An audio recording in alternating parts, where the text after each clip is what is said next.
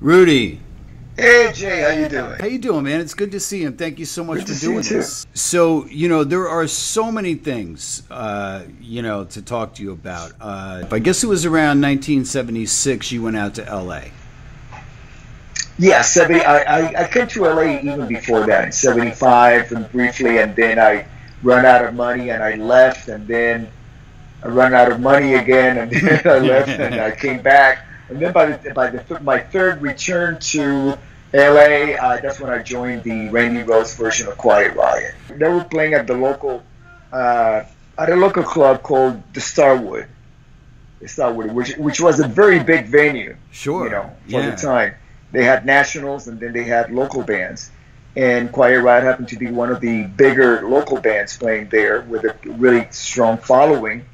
And I saw the band. I was really impressed because I rarely did you see a band with a vision. They knew where it was watching an arena band playing in a club, a young arena band. They knew what it would take to make it, But they were playing at this place called the Starwood. So I just complimented Kevin on how great I thought the band was, and then I just I carried on. I went about my business. Right.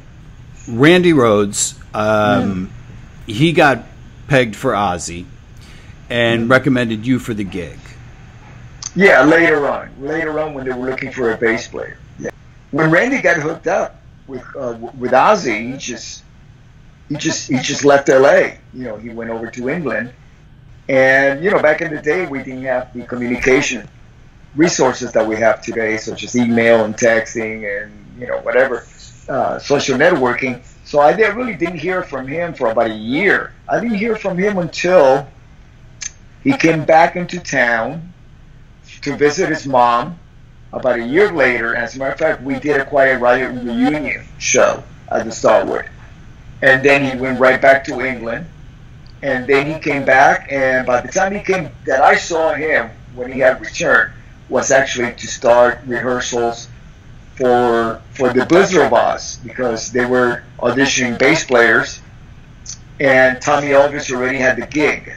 But by then they had already recorded Blizzard of Oz and Diary of a Madman. Diary of a Madman was in the can, and Blizzard had been released. Right, and then that's when you came on board, and it seems like as soon as you came on board, things just took off. But I want to go back to one of the most, the coolest things in Hired Gun. You, right before you got the phone call, you said that you were at a low point in your life. You had just turned 30 years old. You were pursuing your own spirituality. You made peace with God that if you didn't make it as a musician, that was okay, that was cool. But as long as your fingers kept moving, you were going to keep playing. And within days, you got the call from Ozzy. Yeah. That was so beautifully put in the movie. It was like, wow. Well, I wrote exactly that in the book too, and that is something that that's my daily philosophy. I play every day. I play now more than I've ever had in my whole life. Right now, what I'm doing is I'm improving my musical knowledge. Theory, jazz, reharmonization, and all of that. I might not be applying it with the songs that I do, but just the fact that I have that knowledge, it just gives me such an inspiration, and I want to play every single day. Discovering new musical ideas, new ways of looking at the instrument or looking at music itself. I'm currently the new bass player in the Guess Who. I saw that. Yeah. And even though we got a couple of jazzy things in the set, like "Undone" is a very nice jazzy song. Yeah, I can apply it in that, but outside of that, I can't really start putting it in, reharmonizing "American Woman." It's just right. But nevertheless, it makes me a better musician, a happier musician. Now, how did this Guess Who gig come about? Yeah, I came about a really roundabout way. Sass Jordan. Yeah, I love her. Yeah, Sass was. Well, I was touring with the Jeff Tate version of Queensryche, Right. and Sass was playing the part of Sister Mary Okay. in the Operation Mindcrime. We performed the whole album. So Sass was on tour with us. So, you know, she's a wonderful, I mean, 100% wonderful human being, performer, singer, songwriter, everything, you know. And she's married to the singer, guitar player, and the Guess Who. Okay, So, I didn't know that. Yeah, Derek Sharp. Oh yeah, they've been married for like decades. And so when they started looking for somebody to, you know, sporadically come in while their original bass player, Jim Cale, was deciding what to do with his future and within the band, they contacted me. And I was available, so I started to do shows here and there. And then when Jim Cale decided to pass on the torch to the next bass player, I was chosen as that new bass player. And so I've actually been playing with them for about a year, but officially beginning in early this year, around April, May. Now, after you left Ozzy, because you were, you know, and I certainly don't want to bring you down, and this is the whole thing is not about Randy Rhoads at all. But, you know, after Randy died, and you just said, you know, I couldn't do it anymore without Randy. I know that tour went on for quite some time. Did you finish the whole entire tour before you left? Yeah, it did not go on for a long time. He passed away in March, and we were done by June. He passed away March 19th. We were done by June in continental USA. We were done by around June 28th or 29th. And then we went over to Hawaii, did one show, and Ozzy and Sharon got married July 4th. And then we did a short Japanese tour. So it's not like we kept touring for like months. Right, you know. right. We just fulfilled all the commitments that the band had signed up for. No more shows were added. And that was it. And then it was done. Now, what made you think that when you went back to Quiet Riot that it was going to work? First of all, I didn't think it was going to work. Really? So why did you go back with Carlos and the other guys and say, okay, we're going to give this another shot? Which obviously turned out to be a very smart move, but what made you go back? It was a very stupid move. Well, it wasn't even stupid because I had no choice. I needed to get back joy in my playing again, you know, and, you know, it was a fresh start. You know, it's, I needed to find emotional refuge, which I found in what became known as the mental health version of Quiet Riot, because they're so different. You know, I mean, that band could have been called anything else, you know, and it was still, with that record and the timing factor and everything, you know, what we were doing, and I think we would have had exactly the same success, you know, because it was the fact that we had a very catchy song, Come and Feel the Noise, on MTV. Catchy enough that we even had toddlers backstage, because if you listen to a song, it's very close to a nursery rhyme. You know, so it was a catchy pop anthem, and we had the support of MTV, you know, and the band delivered live. Yeah. No question about that. I saw the band live, yeah. Yeah, it was a great band, and we got on all the right tours. And, you know, it's like everything fell into place, you know. And speaking of right tours, correct me if I'm wrong, you guys opened, was it the first US Festival? They were looking for a local band? No, it had nothing to do with local band. It was actually what I just found out. It was the second US Festival, because I didn't even know there was the first US Festival. Okay. I just thought it was the US Festival, you know, 1983. And we have been on tour with the Scorpions because our booking agency also handled the Scorpions, and they needed to warm up for that show because it was going to be, they had been off the road in the studio recording, and so they did a very short, like a 2-week tour or something like that. And the last date of the tour was in Denver, and it so happened that the promoter in that territory was Barry Fay, who was also the person in charge of booking the bands at the Oz Festival. And they had just, Barry Fay had just moved Joe Walsh from the metal day to the pop day, you know, Bowie, Stevie Nicks, and all of that, U2. And so there was a slot open, and he saw us opening up for the Scorpions. He loved us, and he says, "Hey, would you guys be interested in doing this show?" Which meant that we had to rearrange, like, really quickly, within hours. We had to rearrange the next 4 or 5 shows in order to fit this one in. And we agreed. But it had nothing to do with local bands. Okay. No. And you were the first band of the... Were you the first band of the day, that day? Yes. They gave us the option of having either Monthly or us open up, and we figured, why not? Let's just go out there and do it, you know. I mean, I've seen the footage. Yeah, I've seen the footage, and I mean, you guys just went out ripping, like going for blood, because you knew. I mean, that's a lot of people to play for. But you know what? It wasn't any different than an average Quiet Riot show. I couldn't even say that was the best Quiet Riot show we ever had, because no, it wasn't. There was a lot of technical difficulties going on. But the trick is not to let the audience, you know, be aware of that. You just go there and kill. But you know, that could have been Quiet Riot in Poughkeepsie, you know, playing in a small club.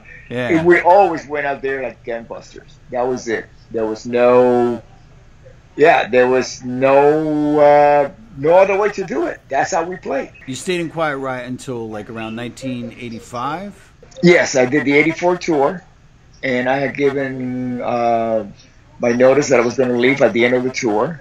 So it finished in early 85. As soon as we came back from the Japanese tour, I moved on. And why did you leave?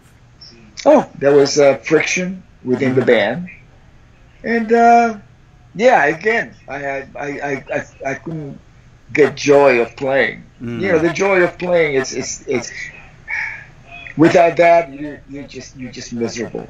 You know, I have heard and read you say that many times, that when there's no joy, you're just going through the motions and you're not interested.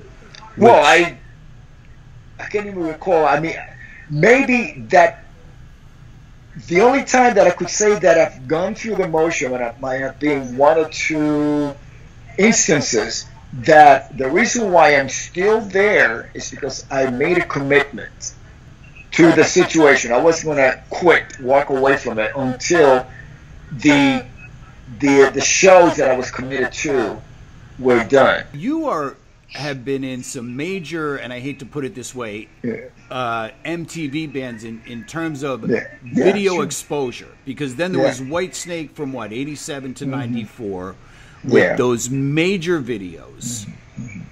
And I mean, you know, it was Quiet Riot, then it was that, and then it was at that point that I really started to take notice in this Rudy Sarzo guy. You know, I said, you know, this guy he's very sought after guy. And well, again, I think it's that trust factor. You know, of course, you know, with Ozzy, the reason why Randy recommended me is because I already played with him in Quiet Riot. So they were looking for a specific type. They were looking for somebody who was not a partier. I mean, party, but not a drug addict, not an alcoholic, not a, you know, not somebody who was going to endanger the future of the tour, not somebody who was going to disappear, somebody who, you know, somebody who was going to do 1,000% every single night, not be a troublemaker, you know. So Randy kept saying, Rudy is the guy. You know, but playing wise, there were a whole lot of bass players who could have played those songs. Great songs, great bass parts, but there's a lot of great musicians out there. But the difference was that Randy could really trust me to be that individual that they needed to, because we were all traveling in the same bus. Right. So it's like, you have to get along with people, Oh, yeah. So. I saw you, in fact, I know this is in your book, and I saw you the first night when you played the Palladium. You played there 2 nights, the Palladium here in New York City. And it was 2 shows in one night. Okay, so I remember going, and I think I was it might have been, I don't remember, quite honestly. It might have been the later show, but I remember walking in and seeing the marquee, Ozzy Osbourne's Blizzard of Oz. Mm-hmm. But then my second thought was, this is Ozzy. Why is he only playing in the Palladium? Like, he should be playing the Garden. But I guess, a solo Ozzy had to prove himself. Yeah, absolutely. And management and the agency and even the record company were very careful in building it up. Yeah. Back in the day, you could actually perform in an area at that level, at a theater level, you could do like within maybe less than 100 miles, book a show. So each leg of our tour was an area of the United States, like the Northeast. We spent there, as a matter of fact, that was the first leg. We were there for about 3 weeks. Then we took a break. Then we moved on. Then we went to the Midwest. Then we took a break. Then you go to the Southeast. You know what I mean? And then you make your way towards California. So it was very well thought out. But then again, the whole thing snowballed because, of course, we didn't have the massive marketing that social media, can add to any artist. What we had was word of mouth, and just the fact that we were performing within driving distance from one gig to the other, you could see the band picking up and familiar faces in the crowd, show after show, because they were following us, and they were following us because of Randy. Because they guitar players want to be, and music fans, of course, had Eddie Van Halen. But besides Eddie Van Halen, they really didn't have another American young guitar player, to look up to. All of a sudden, Randy comes out, and he's very different. He was very different from Eddie. Yeah. And then Randy brought this other thing to metal. All of a sudden it was like, oh my God, we gotta follow this guy, buy the record, and all of a sudden it really exploded because we went from Blizzard of Oz tour, and then by December 30 of 1981, that was our first Diary of the Madman show in San Francisco at the Cow Palace. So we started in April on the East Coast around Maryland.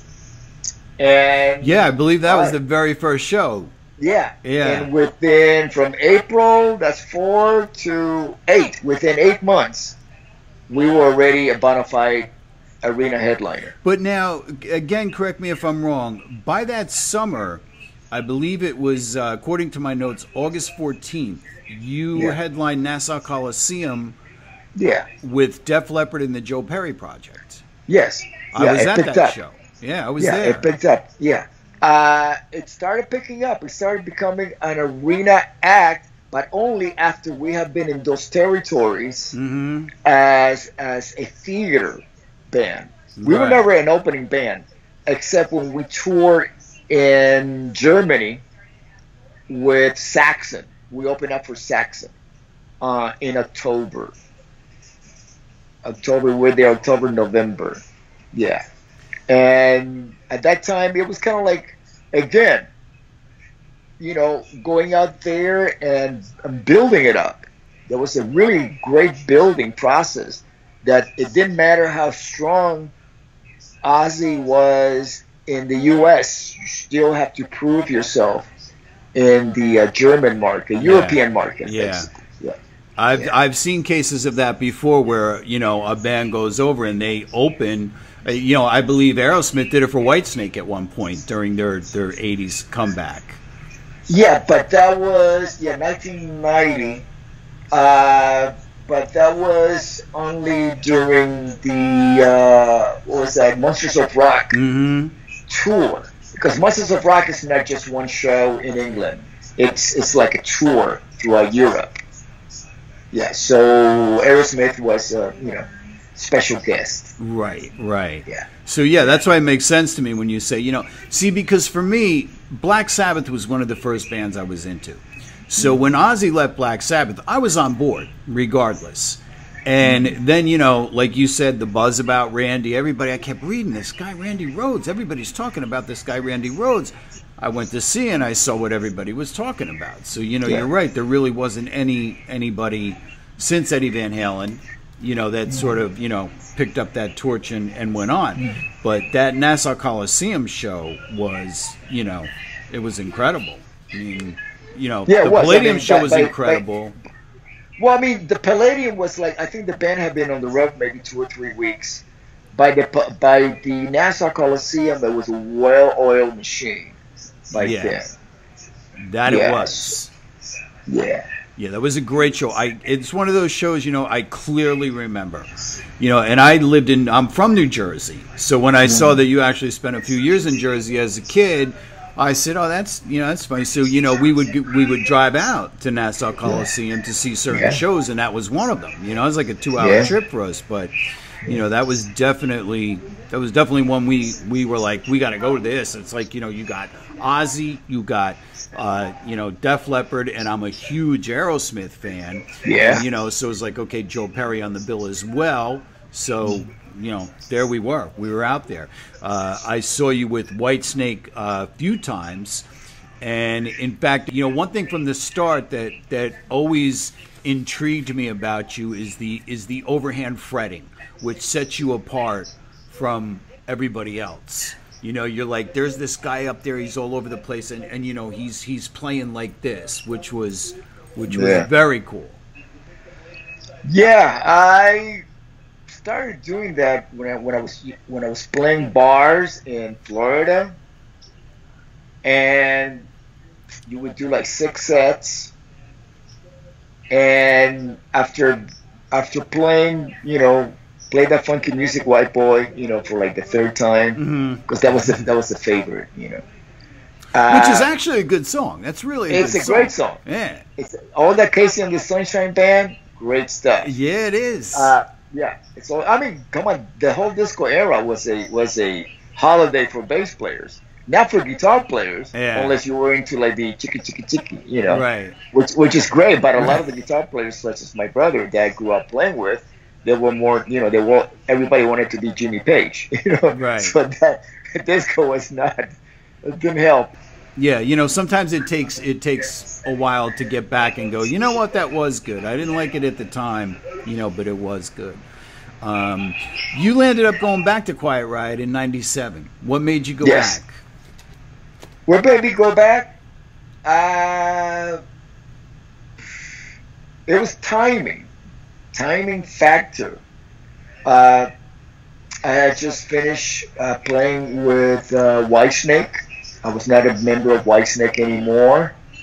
And excuse me, was that just because Coverdale sort of put the band on hiatus and that was the end of that, or? No, he continued touring. I just didn't get another phone call. Yeah. Hence the hired gun thing. Yeah. Well, yeah, I mean, you know, with Whitesnake it was always a little bit different than being at hired gun. But Quiet Riot was still selling records. We were still selling like 100,000 copies in the early 90s, but we were not getting booked. So people were buying records. And I'm like, what are you listening to? Then I realized that all these kids were all of a sudden interested in all of the 80s and 70s bands, especially 70s bands. What happened was that all of a sudden the new audience, I had another one, Guitar Hero. if you go back to the original releases of Guitar Hero, it was mostly classic rock. Yeah, it was. Yeah, because my kids all had it.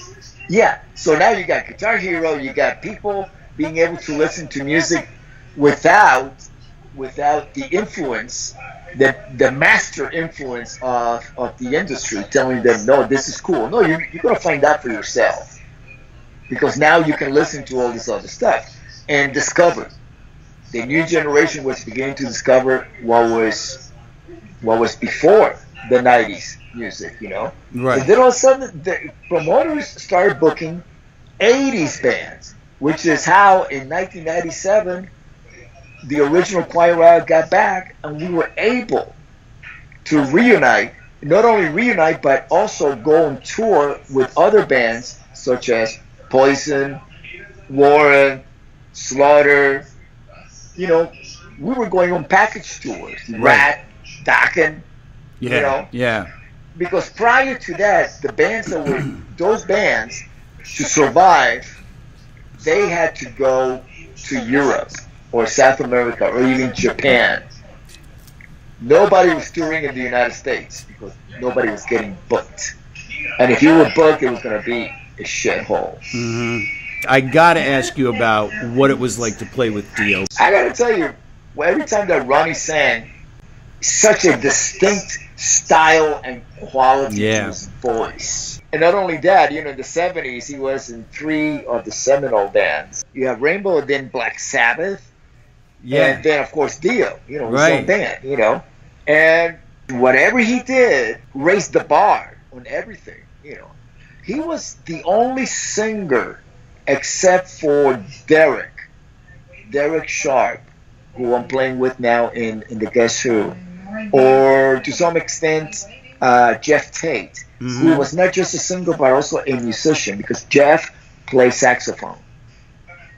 You know, so one of the Jeff Tate will play saxophone once in a while in Queen's Rifle, maybe a couple of songs. And Derek Sharp is he's got a degree in music, you know, so he's a songwriter, musician, but he's also a singer. Whereas Ronnie started out as a trumpet player, also concert trumpet, yeah. And then from trumpet he went on to the bass. He was a bass player in Elf. Then he became a front guy, just no instrument. But his knowledge of music was unbelievable, you know. So when I joined the band, I got exposed to that because I had no idea how deep his musical knowledge was, you know. So I learned so much from him. When I joined the band, I had been around for like maybe 25 years. And I thought, I've seen everything, I've learned everything there is to, you know, the industry. Then I started playing with Ronnie, and it was just a whole new level of knowledge that I got from, you know, not only playing with him, but being in his presence. And also seeing the way that he treated people. The only time he would piss me off is when after the show, he would go and meet, you know, whoever backstage, right? He would remember their name. Wow. The people that they had been with at the prior show, like, you know, a couple of years before, he knew everything about them. Every night he would do that. That's amazing. And I'm going, I can't believe this. How did this guy remember? It was just uncanny. Every single night he would do that. That is. And then his stamina. Okay, here he goes. You know, he's done like a lot of times we were doing like a two hour or 2 hour plus show, and he would go after the show, meet, you know, the special, you know, the guests, you know, from the guest list. Hang out with them until like 4 or 5 in the morning. Wow. I couldn't do that. I was passing out. I didn't have the stamina that he did. And it was amazing. And he was a great listener. Because it wasn't just a one-sided conversation with Ronnie. You know, he would always care and listen to what everybody else had to say. You know, and I never saw him drunk. Never ever. He would drink, or he would nurse a beer. And in the 4 or 5 hour, maybe he would finish that one beer. So I wasn't like, you know, he was being belligerent. Never saw him belligerent, never saw him drunk. It was just an amazing man. I learned so much from him. A couple other quick things I want to talk to you about, and I appreciate you taking so much time with me. Earlier this year, you came out with a signature bass by Spector. Yes, I did. My first signature bass was with Washburn, 1984, and then after that, Peavey. I had a few, and Spector, and I'm super excited about it. It's a very unique bass to the Spector line. And I watched the video, basses. and it was so cool how there was the little buttons for the, I'm not a musician, so, bear with me or help me out, but for passive, and I saw you hitting the little buttons that turn green and turn red, and I was like, this is badass. Well, it's more than that. It's a company called Sims, and they make these pickups that That's you can what it is. configure Yes. them. Yeah, Okay. configure the pickups to either be split, like on a precision, or single coil, like in a jazz bass, or humbuckers, like on a Gibson or a Music Man. So you got these, and I ran into them like on the very last hour of the last day at NAMM show. I found them, as I was walking out, and a friend introduced me to Martin Sims, who was the creator of the pickups, and I was just blown away by the technology. And I said, I gotta have this in my signature model. And PJ and Stuart Spector, they agreed, and they gave it the green light, and it's an incredible bass, really is. Now, will that be the only bass you will be playing moving forward? Actually, with the Guess Who, because it's such a specific sound of the bass, I'm using a Spector, but it's a Coda, which is not equipped with the Sims pickup, but maybe, hopefully, in the near future, I will have it rerouted and be able to fit Sims pickups in the Coda bass. But right now, I have Bartolini's, and I'm very happy with them because it's very close to the vintage Fender sound, jazz Fender sound. The Bartolini's are a great pickup.